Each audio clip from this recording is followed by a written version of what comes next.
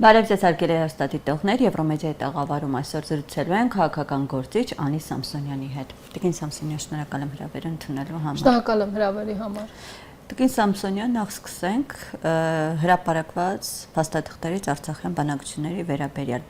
Ինչու հենց այս փուլում ու ի վերջո սա որպես այդպիսի մեծ բացահայտում չէ, քանի որ հիմնական դերակատարները, քաղաքական գործիչներ, փորձագետները այս թղթերին ծանոթ էին։ Այ ինչու է այս փուլում հրապարակվեց ու մեր այս ամենը ձեռնտու։ Ով շահեց, ընդդիմությունը թե իշխանությունը։ Երկար ժամանակ մտածել են, թե որ փաստաթղթերը հրապարակեն, որը ոչ, որովհետև ակնհայտ է հրապարակված փաստաթղթերը ամբողջական չեն եւ հրապարակել է այն, ինչ Փաշինյանը համարում է, որ չի վնասում իր հռետորաբանությանը կամ առնվազն չի հակասում։ Բայց փաստը այն է, որ ինչ փաստաթուղթ էլ հրապարակեր, ակնհայտ էր, որ ինքը խնդիր է ունեցել։ Մյուս կողմից կարծում եմ իբր պահպանել են ԵԱՀԿ-ի նկատմամբ պետիկան, լուծարելուց հետո նոր հրապարակել են փաստաթղթերը, բայց միևնույն ժամանակ մենք տեսանք, որ Ռուսաստանից կար դժգոհություն, որ առանց զգուշացնելու հրապարակել են օրինակ ՆԱԿ-ի նախագահ Սերժ Սարգսյանի եւ Պուտինին ուղղված նամակը։ Իսկ այդտեղ ինչ-որ արտարոց բան կա, որ Նիկոլ Փաշինյանը ասում էր, այդ տեսեք հրապարակել։ Այդ փաստաթղթերում դրանք ինչպես ասացիք, բոլորը նամակի ոչ չկար, նամակը միայն ցույց է տալիս, որ որքան բանակցությունները շարունակում են, այնքան Ալիևի պահանջները մեծանում են։ Այդ փաստաթղթերում մեծ հաշվով նորություն չկար եւ պետք է արձանագրել միայն մեկ բան, հա։ Նախ մարդիկ սովորական քաղաքացիները կարիք չունեն մտնելու այդ փաստաթղթերի մեջ, որովհետև դա արդեն անցյալում է, որքան մտնեն, այնքան կխճճվեն եւ որքան մարդկանց բացատրենք, այնքան նրանք կխճճվեն։ Պետք է մեկ փաստ ընդհանրապես արձանագրի ժողովուրդը իր համար այս փաստաթղթերի հրապարակման արդյունքում, որ Նիկոլ Փաշինյանի սեղանին եղել է բանակցային փաստաթուղթ, որը հնարավորություն էր տալու մեզ առանց կորուստների պահպանել Արցախը եւ փորձել ինչ-որ փոխզիջումներով կապեր հաստատել Ադրբեջանի հետ, կոմունիկացիաների բացում, հա, չգիտեմ, տարածքների վերադարձ եւ այլն, եւ եկել է իշխանության մի մարդ, ում սեղանին եղել են փաստաթղթեր բանակցային, ինքը բնականաբար դրանից ոչինչ չի հասկացել, ուղեղը չի հասել, հա, որոշել է չշարունակի բանակցությունները, այսինքն մցրել է բանակցությունները փակուղի եւ հասցրել է երկիրը պատերազմի։ Բայց ոչ թե ինքը չի ասում, ես հրաժարվել եմ, եթե կհիշեք, ասում էր իմ բանով եմ սկսում, իմ կետից եմ սկսում։ Ինքը չի հասկացել ինչ անի, որովհետեւ այնտեղ անհրաժեշտ են եղել գնալ փոխզիջումներ, որոնց համար Փաշինյանը միշտ մեղադրել է Սերժ Սարգսյանին, հա, նույն հողերի վերադարձի, տարածքների վերադարձի հետ կապված, եւ ինքը չի հասկացել ինչ անի դրա հետ։ Բոլոր դեպքերում ակնհայտ է մեկ բան, ճշմարտություն է, հա, ավելի լավ է երկար անարդյունավետ բանակցությունները, քան թե երկիրը մտցնել չպատրաստված պատերազմի մեջ։ Նիկոլ Փաշինյանը, որպեսզի պահպանի իր վարկանիշը, դուրս չգա որպես հողատու, հա, այն ինչի համար ինքը մեղադրում էր Սերժ Սարգսյանի իշխանությանը, ինքը որոշել է բանակցությունները մտցնել փակուղի, մարդկանց ուղարկել զոհվելու անիմաստ եւ այդ զոհերի այրան վրա շարունակելու պահպանել իշխանությունը եւ խաբել ժողովրդին։ Սա է միակ ճշմարտությունը։ Այսինքն այդ փաստաթղթերից մարդիկ պետք է սա հասկանան։ Տիկին Սամսոնյան, հիմա սա ի վերջո գիտակցված քայլ էր, թե ընդհանրապես ոչ փորձառության, բանակցային հմտություններ չունենալու հետևանքեր է սա ամենը։ Այսինքն այս մերժումը, փակուղի տանելը բանակցությունների։ Այն որ Նիկոլ Փաշինյանը բանակցությունների հմտություն չունի, դա պարզ է եւ պետք չէ այսօրվա իրավիճակը, խաղաղությունը պայմանավորել նրանով, որ Նիկոլ Փաշինյանը թույն բանակցող է եւ հասել է ինչ-որ փաստաթղթի ստորագրման։ Այսօրվա իրողությունը պայմանավորված է նրանով, որ Նիկոլ Փաշինյանը պարտված ղեկավար է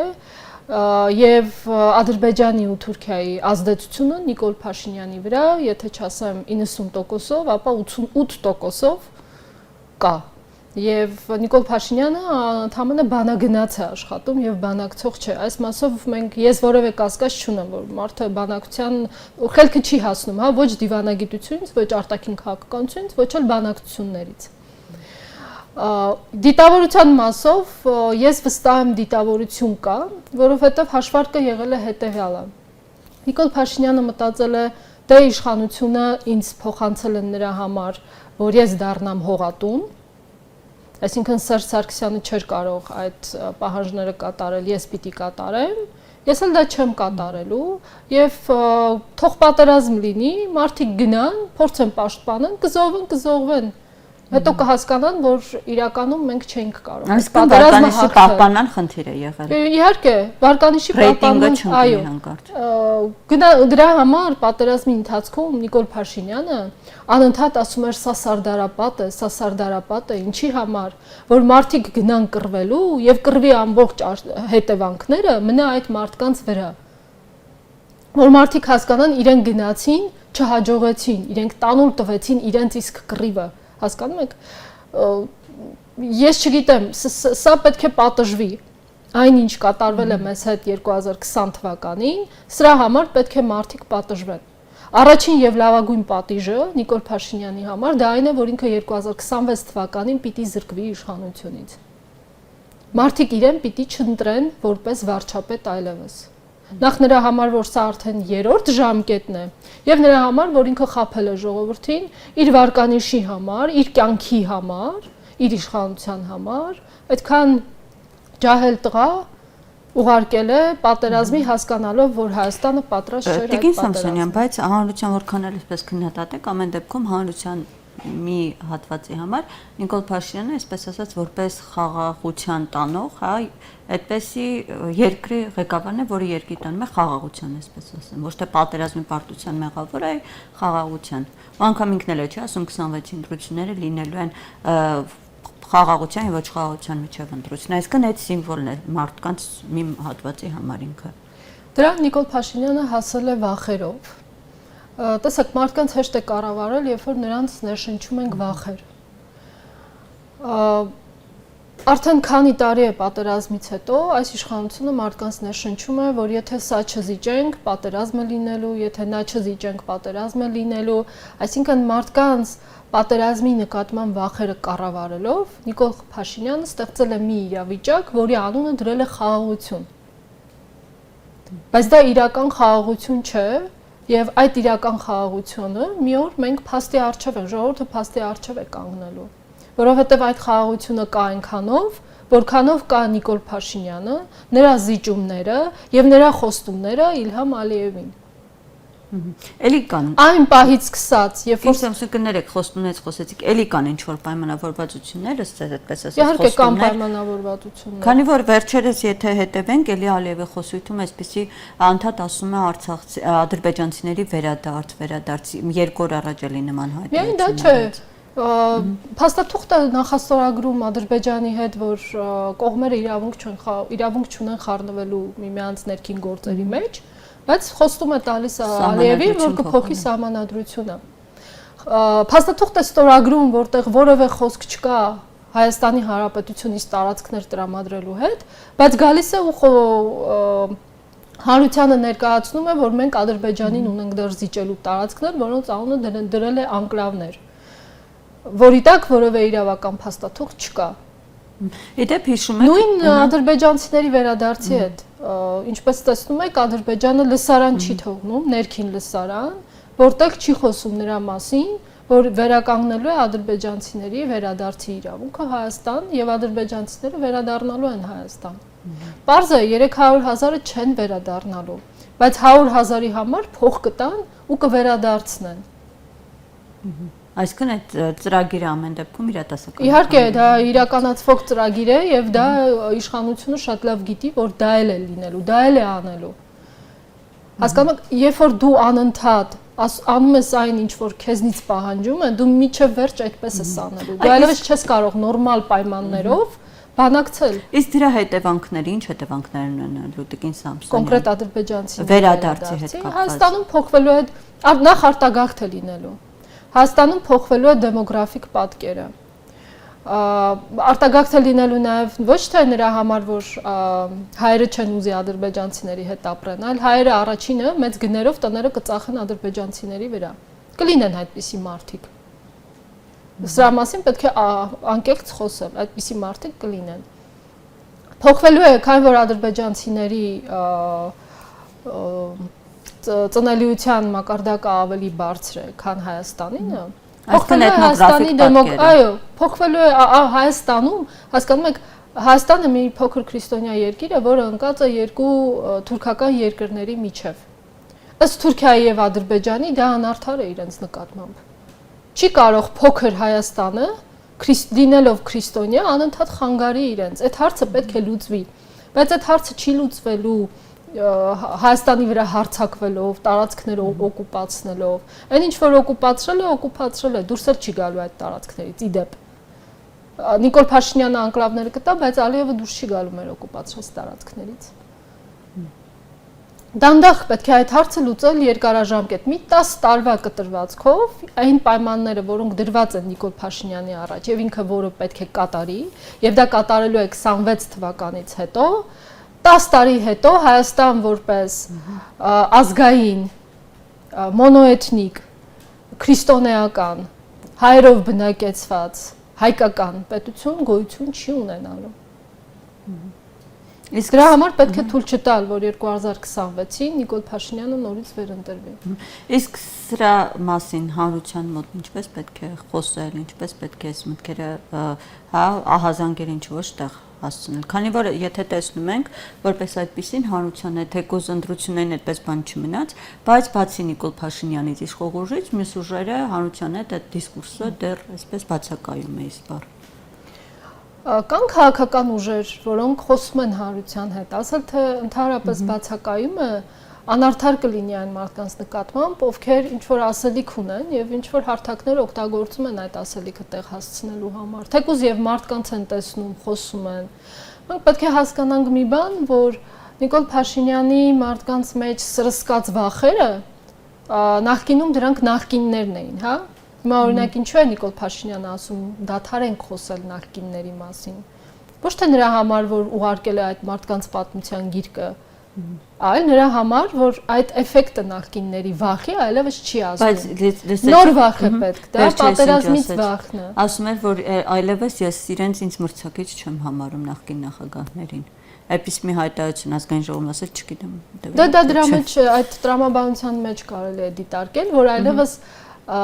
ժողովուրդը Նիկոլ Փաշինյանին չի ընտրելու նրա համար, որ նախկինները հետ չգան, վերջ։ Այդ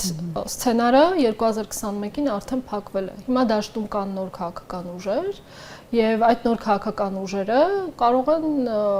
ամբողջությամբ փոխարինել այս խորհրդարանական ընդդիմությանը, ունեն այդ ռեսուրսը։ Ես չեմ ասում նախկինները վարկանիշ չունեն, բայց 2026 թվականին այդ վարկանիշը այնքան չի լինելու, որքան 2021 թվականին։ Ինձ Սամսոնյա, քանի որ խոսեցիք ընտրություններին ընդառաջ, այսպես հերթական կանաչ քարտն ենք տեսնում իշխանություններին, Եվրամիությունը այսպես մեծ կլորիկ գումար էր տրամադրել իբրև ռուսական ապատեղեկատվության պրոքսի ուժերի դեմ պայքարի համար ընտրություններին ընդառաջ։ Այ սրա միտումը, հա, ինչ կա սրա տակ։ Գիտեք, բնականաբար դա արևմուտքի այդ քայլը աջակցություններ արդեն տեղավորվում է հակառուսական քաղաքականության մեջ։ Այն հակառուսական քաղաքականության, որը արևմուտքը վարում է Հայաստանում։ Այսօր բոլոր երկրները, բոլոր աշխարհակական, չասեմ երկրները, աշխարհակական կենտրոնները միմյանց նկատմամբ վարում են հիբրիդային պատերազմ։ Այո, կա ապատեղեկատվություն, թե Ռուսաստանի կողմից, թե Արևմուտքի կողմից, բոլոր կողմերից Հայաստանը ենթարկվում է ապատեղեկատվության։ Երևի թե միակ ազնիվ մարդը, ով մնացել է, դա Իլհամ Ալիևն է, ով շատ անկեղծ ասում է ինչ պետք է անի Հայաստանի հետ։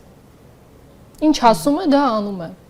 Եվ նաև մեղադրելու չի ժողովրդին, որ այսօր մարդիկ ավելի շատ նայում են Ալիևին, հասկանալու թե ինչ է լինելու իրենց ապագայի հետ, քան թե հայրենի երկրի իշխանություններին, ովքեր 2018-ից սկսած, Աբաջանի պապիկից սկսած, ֆեյք երկիր ստեղծելով, ֆեյք հեղափոխություն, ֆեյք կառավարում, ֆեյք բանակցություններ, չգիտեմ, ֆեյք տնտեսություն, ամեն ինչ ֆեյք է, հասկանում եք, ու ոնց մարդիկ հասկանան այդ ֆեյք իշխանություններին։ Հիմա այս ժողովուրդը ումից պաշտպանվի Ռուսաստանի հիբրիդային պատերազմից, սեփական իշխանությունների, սեփական ժողովրդի դեմ ուղղված հիբրիդային պատերազմից։ Իսկ կներեք, երբ որ արևմտյան ռոպագանդիստները Հայաստանում ժամանակ դեռ Արցախը կար, ասում էին, որ ինքնական պետք է Արցախը էթնիկ զտում անել եւ ժողովրդին դուրս հանել այնտեղից։ Դա ինչ էր, եթե ոչ հիբրիդային պատերազմ հայ ժողովրդի դեմ։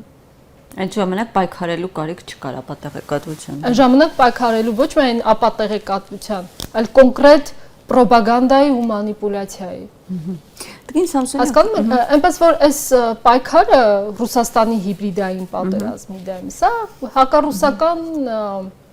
արշավի մի մասն է։ Այն մարդիկ, ովքեր քաղաքասարակության մի մասը, ովքեր այսօր պաշտպանում են Նիկոլ Փաշինյանին, իրենք թեմա նյութ չունեն։ Իրենք չեն նայում, թե կան քաղբանտարկյալներ, իրենք չեն նայում, որ ստատուսի համար մարդ են ձերբակալում, կամ բռնաճնշումներ, հա, մարդու իրավունքների խախտումներ, ազատ խոսքի, իրենք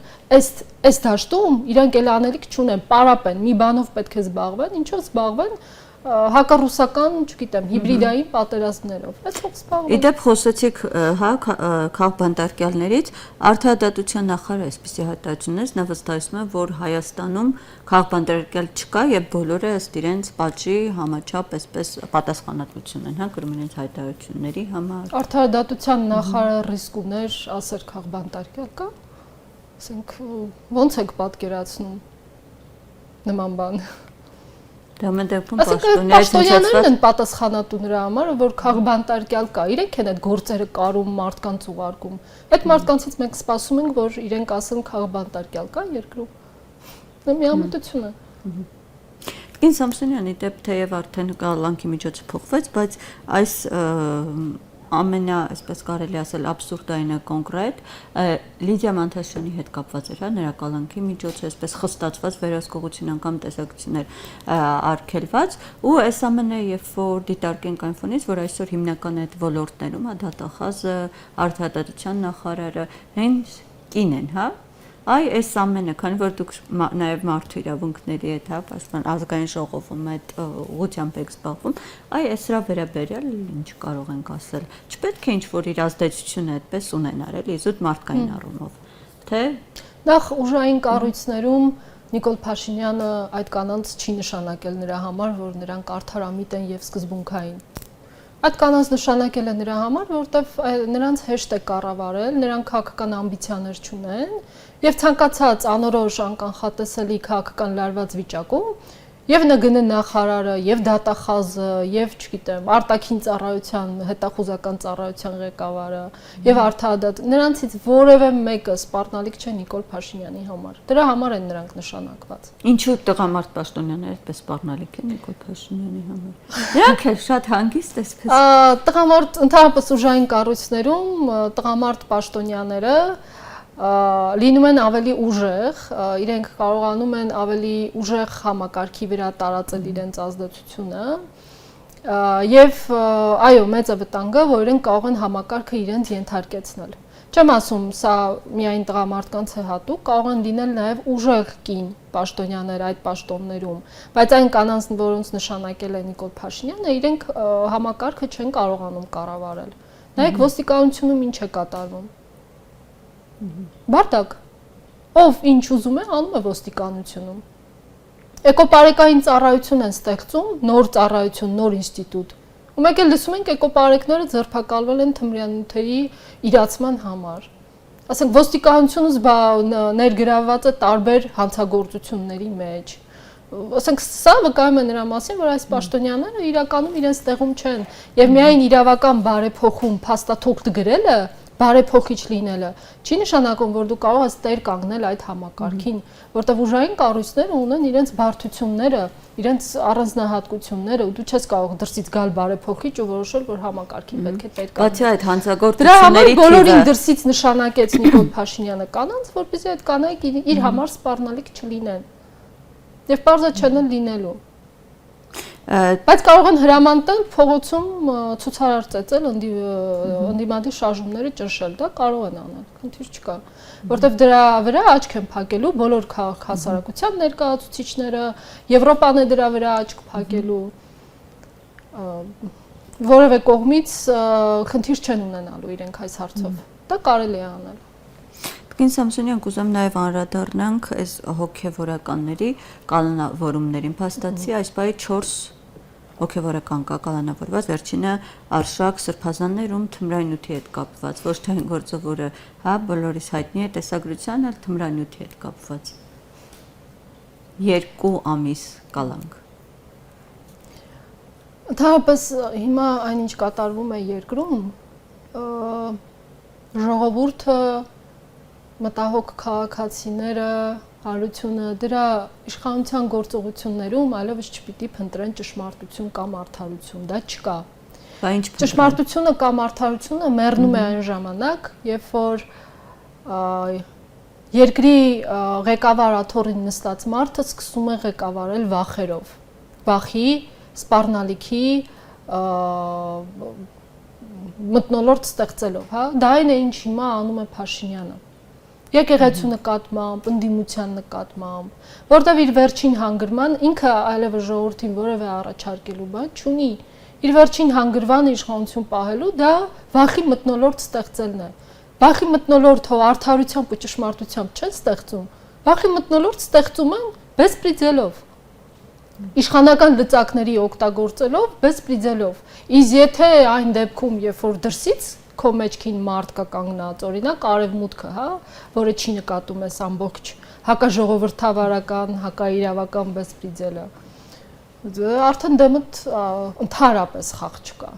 Դու արդեն քեզ ամեն ինչ կարող ես թույլ տալ։ Հիմա այս բային Փաշինյանի դեմ խաղ չկա։ Ինքը ուզում է ստեղծել այդպիսի իրավիճակ, որ իմ դեմը խաղ չկա։ Բայց Փաշինյանը ինքը չունի կառավարչական ու համակարգային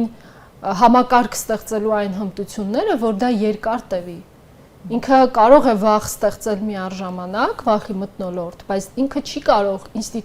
ինստիտուցիոնալ վիճակի վրա բերել այդ վախի մթնոլորտը, որ դա երկար տևի ու դա կարողանա պաշտպանի իր իշխանությունը։ Այսինքն այն, ինչ հիմա ստեղծել է Փաշինյանը, դա հանգիստ կարելի է փլել, եթե կան մարդիկ, ովքեր կարող են դեմ դուրս գալ այս ամեն ինչի։ Կան այդպիսի քաղաքական դաշտում։ Կան, այո, այդպիսի մարդիկ կան։ Բա ինչու Երևան չեն գալիս կամ ցույց չեն տալիս իրենց։ Մի մասը արդեն եկել են, մի մասը դեռ իրենց բավարար ուժեղ չեն զգում։ Գիտեք, երբ որ ասում են Նիկոլ Փաշինյանին այլ ընտրանք չկա, ես ուզում եմ հասկանամ, այդ ինչ մի հմտություններ ունի Նիկոլ Փաշինյանը, որ իրեն այլ ընտրանք չկա։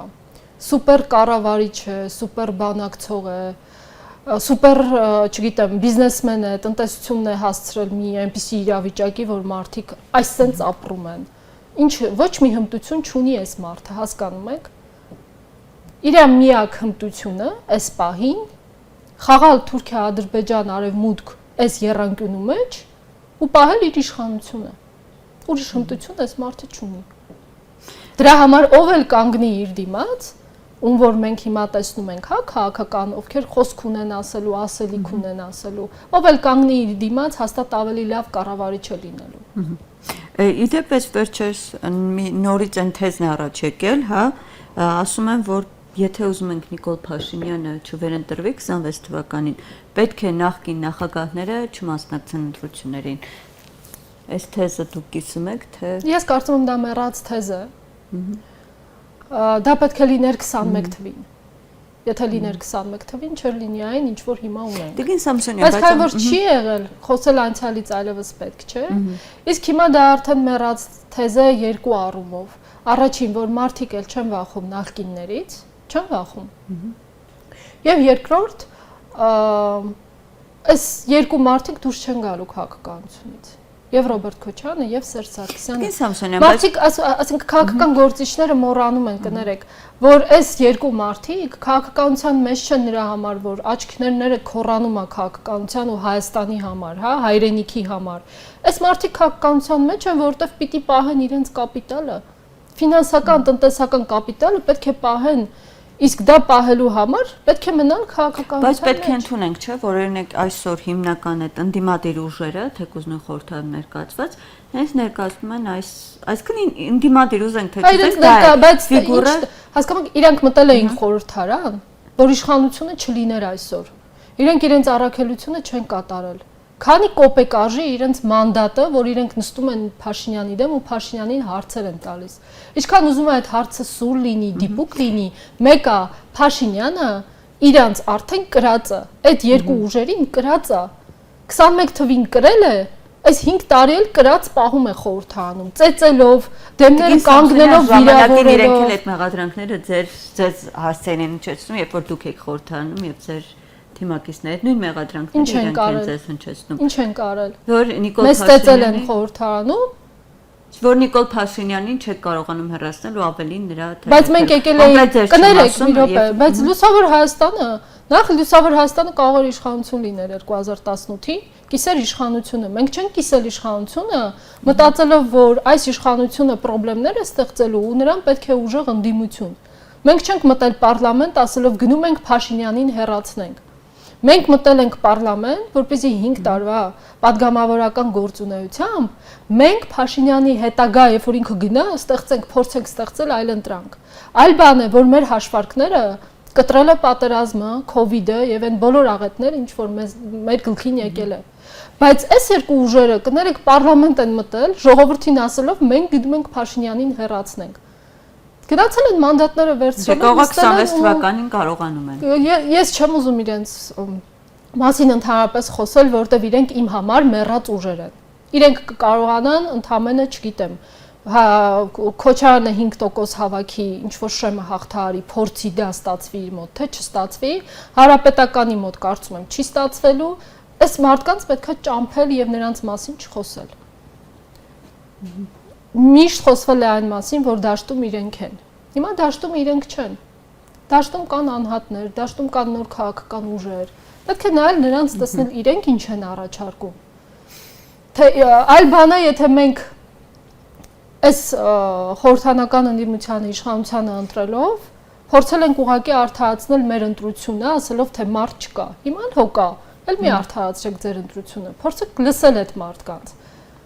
Վստահաբար ասելիք կա, ուղղակի պետք է լսել։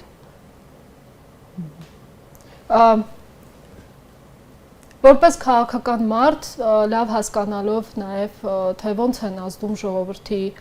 մտածողության վրա,